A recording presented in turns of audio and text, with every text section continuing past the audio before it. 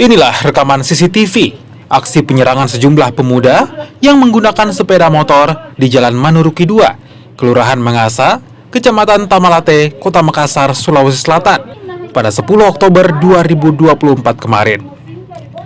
Warga pun kaget dan langsung berhamburan menyelamatkan diri mengingat para pelaku membawa busur panah serta balok kayu.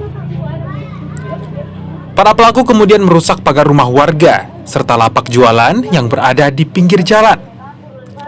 Usai beraksi, para pelaku kemudian kabur meninggalkan lokasi.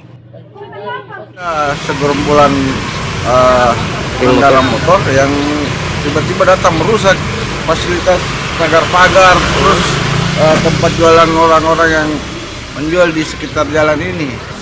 Asal tidak jelas siapa yang pelakunya siapa dan lawannya siapa.